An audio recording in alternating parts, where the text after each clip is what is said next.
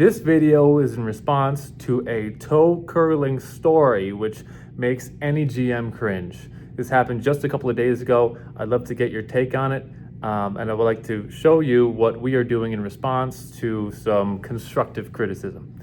So if you don't know me, I'm Airstream Adam. I'm the GM of Airstream of Maine, where we have the largest indoor showroom of Airstreams this side of the Mississippi. Great for selling Airstreams in the winter so people can come into our climate controlled facility. So this title, the title here is Mastering Follow-Up, and it's all about proper follow-up. So the story that I mentioned before is that a customer came in 2 days ago and was buying a Classic. So I just did a video on the Classic. You can go back to that if you want to, but the Classic is Airstream's flagship model. Now they got the 30-footer, not the 33.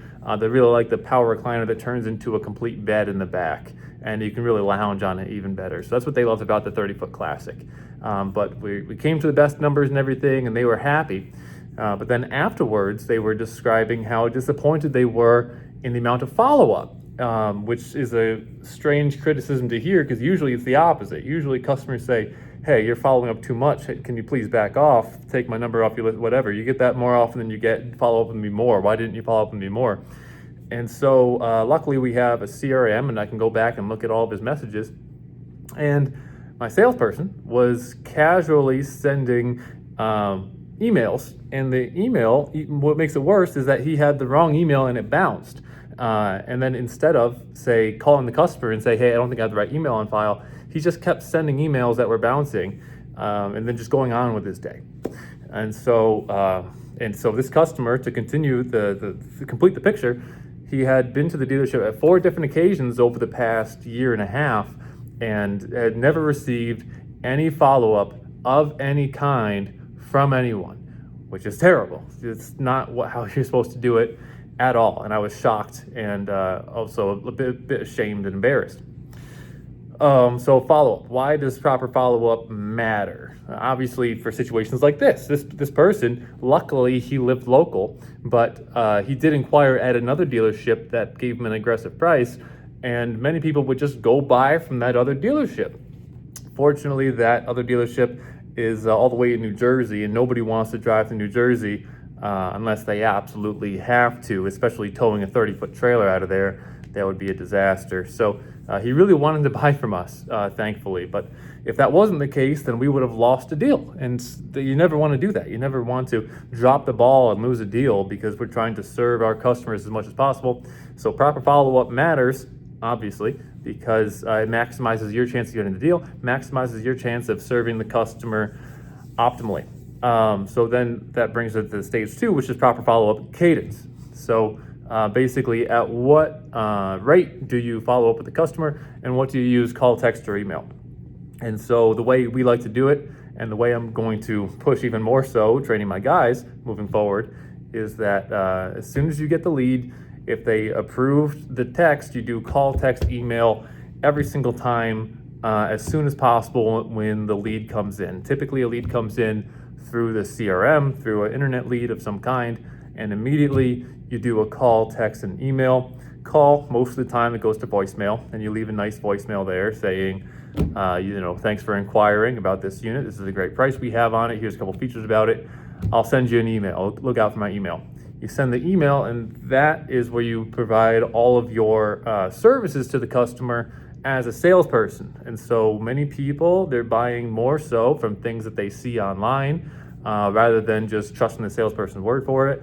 Makes sense, instead of somebody who's there who has a sort of incentive to earn your business, financial incentive. Why not go to the online resources, which are maybe a little bit more unbiased? And so the email will refer them to all sorts of different resources. On every email, especially that first email that you send, it's going to be loaded with information, including photos of the specific unit that they're looking at, including the manufacturer's website for that unit. So because a lot of that will have the specs, a lot of that will have the certain features of the unit, and on top of that, ideally you'll send them a brochure, and on top of that you'll go into a little bit more detail describing all of the benefits of this unit compared to, say, some of the competitors, or compared to, say, some of the other models by the same manufacturer, so that this person has a clear understanding of where this unit sits in the grand scheme of RVs. And so the goal of the salesperson is to empower the customer by giving them all of the information possible. And so that's what that first email is about. Day one, you get the call and the email. Day two, if you didn't get a hold of them, definitely give them another call, give them another email, maybe dive a little bit further into one or two of those features that you think could benefit them and could be the reason why they are trying to purchase this unit. And then day three, if you still haven't heard from them, give them another call and email. And again, if they approve texting, then you can text all throughout year two. And then after that, since our goal isn't just to annoy people and call them every single day no matter what, we might back off of the follow-up after that first 3-day span. That 3 days is the most important span, because if somebody's in the market to buy today, most of the time they're going to preferentially treat the people who are reaching out to them first. Because the first person who gets on the phone with them, maybe they'll feel a connection with them more so than the next person the next salesperson who calls them.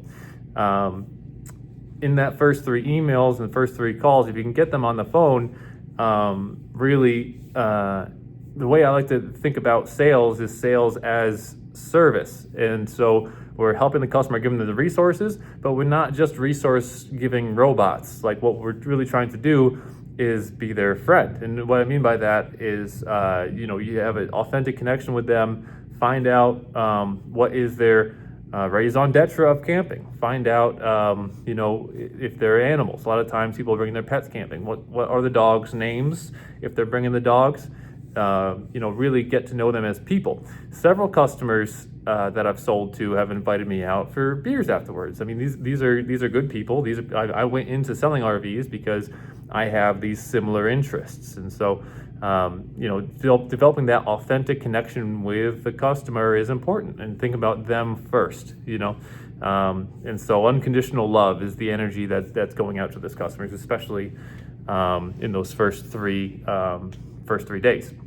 After that, proper cadence. Maybe you're talking about in the next few months, and it might be like a once a week sort of thing. Maybe it's a call once a week, maybe it's an email a couple of times a week, but you're backing off a little bit, because you're gaining the understanding that they're probably not in the market right this day, but that doesn't mean that they're never going to be in the market. And as time goes on, you are going to be actually receiving that information from the customer, and then you can tailor your follow-up to whatever they want. Like, what is their time frame, and would it make sense if I followed up at this time? Yes, absolutely. Okay, I'll put you down my calendar. And so having that calendar in there, making it so that you know when you're going to follow up, really makes a huge difference. And then once you go past that 3-month span, then you're talking about maybe like a quarterly email, quarterly phone call, just making sure that they still feel like they are taken care of. They feel like they are they're all set. And that brings me to the next topic, which is how to follow up without being annoying. So the big thing about people that are giving off the impression that customers receive as annoying might be 2 reasons. One, follow up too frequently. My dealership isn't having that problem, I guess. It's more so not following up enough. But at the dealership I worked with in the past, that can happen sometimes. And so if the customer describes that they want a little bit less follow up, then you respect that, and you ask them at which rate it makes sense for them for the follow up, and then you adhere to that. The other reason that it might feel annoying to some people is if you end up being a little bit too pushy over the phone. I sell Airstreams here, and Airstreams, they cost as much as many people's first house that they bought. Many of my customers say that this costs more than my first house, and so pushing people into that level of a decision feels icky. Like, I don't like doing that. And so and customers can feel that if they feel like they're being pushed into a decision. And so when you're following up, you're just making sure that they have all the resources they need to make the decision. And in certain situations, you can act as that resource to help them make that best decision. So there's a lot of ways to follow up without being annoying. There's a lot of ways to do it terribly wrong, which is to be too pushy or to follow or to call every single day, no matter what. That can get annoying. And so in response to that constructive criticism I got in my dealership, which was a customer telling me that we didn't follow up enough, now we are creating a standardized process for follow-up on what to do day one, what to do day two, what to do day three. And if I ask my salespeople why didn't they follow up at this time, they have to give me an answer as to why they diverged from the standard operating procedure. And so the goal is to get even more organized with our follow-up so that we can serve our customers to our most exalted most exalted state. So that's what I got for this video. Feel free to like, comment, subscribe. In the comments, I'd like to know, if you are a customer, have you had any experiences where people followed up too frequently, not frequently enough? What would be your preferences? And if you're a salesperson, let me know if you feel like that there's something that I missed. If there's something that you would like to add to this list of items about proper follow-up. Thanks so much for watching. Take care.